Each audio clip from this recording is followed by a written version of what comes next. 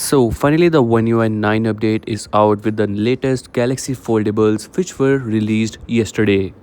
Hey, what's up guys? So Samsung just released some new devices that are the Z Fold 8, Z Fold 8 Ultra, Z Flip 8 and the new Galaxy Watch 9. And along with, you will get to see the One UI 9 pre-installed on these foldables. Today in this video we'll talk about the latest device list from the Phone Arena and from Google. So in the device list, all the devices from the Galaxy S26 series to the Galaxy S23 series including the Galaxy S23 FE are included in the device list. All of these devices will be getting the One UI 9 update.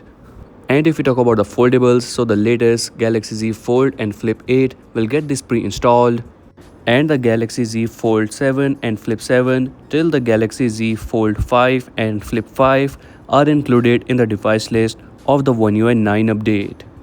And if we talk about the tab series, so all the tabs from the Galaxy S9 to the S12 are included in the device list of the One UI 9 update. Now if we talk about the mid-range smartphones like the Galaxy A series or M series, so some of the devices are also included in the device list of the One UI 9 update. If we talk about the device list of that, so in the mid-range, all the devices from the Galaxy A57 to the A35 are included, and from A35 to A37 are included in the device list. Also some of the devices like A26, A25 and A17 and A16 are also included in the device list, and some of the devices of the M and F series released from the 2024 and onwards are eligible for the new update. If we talk about the Galaxy S22 Ultra, so the sad part is that it is not included in the device list as it was released in 2022. Samsung only promises 4 years of major software updates, so the Galaxy S22 received its last software update that was of One UI 8.